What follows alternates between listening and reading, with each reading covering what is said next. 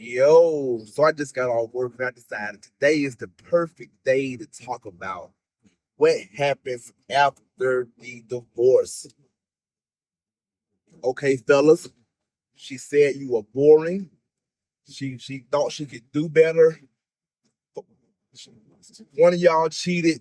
Whatever the reason. First off, sorry to hear about that. Secondly, you're going to be better. Trust me. And third, I'm here to help you get better because I've been through the same exact thing, bro. Same thing. So when I first got divorced, bro, I thought my life was over. I really did. Cause like once you get into this routine of just being the husband, um, always being there, providing whatever she needs, like you get accustomed to making sure that somebody else is good. And what happens a lot of the times is whether or not you're good, that's secondary. If you got kids, pets, hell, it can be third or fourth or fifth, depending on the priorities of your family. So a lot of the times, guys, we forget about ourselves. We forget. Have you ever heard a guy say he don't even know what he likes anymore? Think about that. Think about that, bro. You don't even know what you like because your time, attention has been devoted to making sure everything is going well and everybody is happy, right? So you kind of have to rewire your brain, bro. And the good thing is you get to be a little selfish. So for one, a lot of us are going to have to bounce back financially. That's huge. That's huge. Every post divorce channel or social media that you run across is going to start with bettering yourself. That means getting in better shape, getting more money. Um, and for a lot of guys, we have to get out of the hole of divorce. Now, luckily, my divorce did not come with no alimony or child support or kids. I tried my best to be as fair as I could with breaking down what we currently had, and as fair as I could. I was actually way more fair, um, in my opinion, than I had to be. Um, I let her take any whatever she wanted, anything she needed. Um, while we were married, I bought all of the cars, all of the bills, the mortgage was all in my name. So she had good credit. She was able to walk away with no debt, a little bit of cash, a property. So hey, no shade to her. Do your thing, right? Now it's time to focus on me. The first thing you need to do is take inventory, right? Look for the positives. See what you have going for yourself. And once you do that kind of life inventory, next you want to, I would say, develop hobbies, but just kind of find yourself and back to that what you like thing. So whether you used to play video games or you got into landscaping or you probably got into the groove of being a provider. So now it's time to provide for yourself. Get some new clothes. If you can afford it, treat yourself to something, man. The one mistake we can't make is you can't just sit there. You can't sit there. You can't. Please don't sit around hoping she changes her mind or has a has a epiphany or remembers all the good shit that you did. Bro, life is way too short, and there's a chance that she won't. And now you're wasting even more time. And you're really not gonna feel like dating, especially if you had a good woman. It's not a lot of them out there now. I'll be honest with you. Well, no, I would say because there actually is there's a lot of good women that are single. The question is, around our age, normally guys, when we're divorced, it's in the mid 30s, 35, 40-year old. Around that time, a lot of women are scorned. A lot of them have baggage. Um, and a lot of them just have a preconceived, like they think they know you before they meet you because of their experience with every other man. Here's the difference. Here's the difference. You actually are husband material. Yeah. A lot of the men they met in their lives aren't husband material at all. And just them knowing that you were married, because believe it or not, women know the nature of themselves. They know that there's a chance that is not outlandish, that you were a pretty good dude and the ex-wife got bored, or she found another Chad, or she just wanted to do some other stuff. It happens.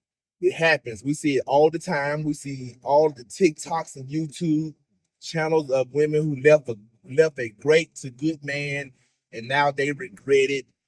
They thought the dating pool was more than what it was. So my advice to you is don't fall into that trap. Don't get on the dating apps. Fuck the dating apps. If you long for companionship, which we all do, I may suggest finding a hobby. Normally, that'll kill two birds with one stone. You may rediscover what you like doing, or rediscover a few activities or hobbies that you can include in your now new life. And at the same time, you find people who with a similar interest. So it just makes sense. I would stay away from the bars and clubs because let's be real. If you meet a woman in a bar or club, it's kind of contradictory for you to just all of a sudden want her to not go anymore. And it's hard to stop them.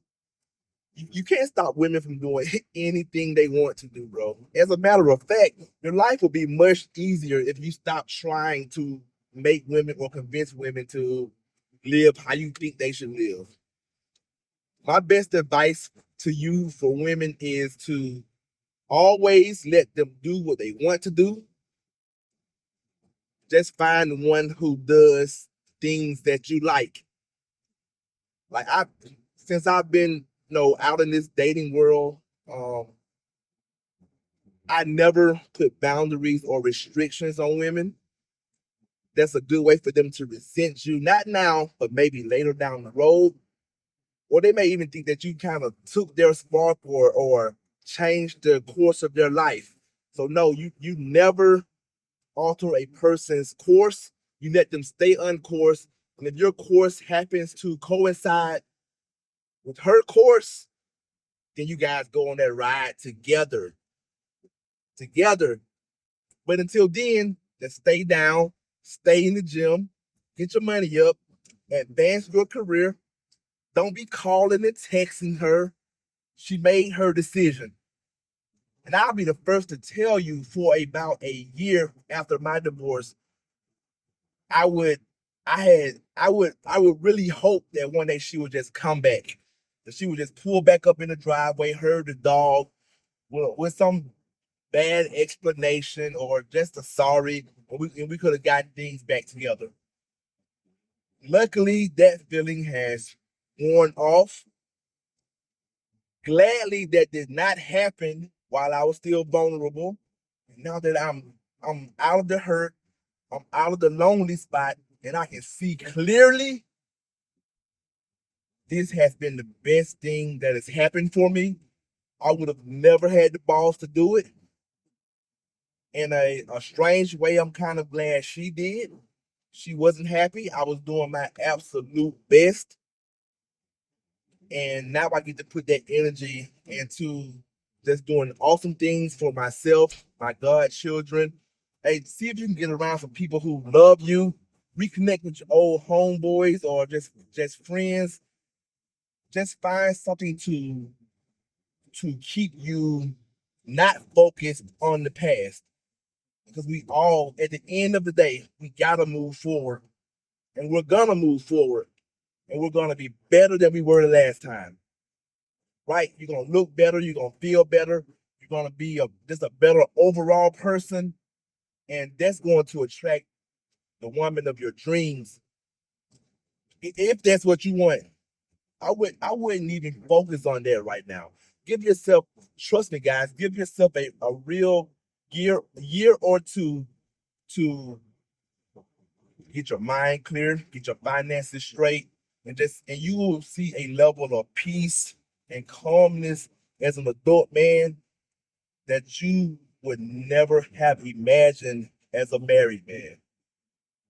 And now when you go out and you see those guys with the mean wives or the guys who look honestly depressed because they're taking orders all day from everybody, you can sit back and you can remember being there. You can appreciate the good things, but you can also appreciate never having to worry about that again. Never put yourself in that position or that situation again. We're gonna grow, we're gonna be great. And I appreciate you coming on this journey with me. Let me know how your divorce is going. And we're gonna do this together, bros.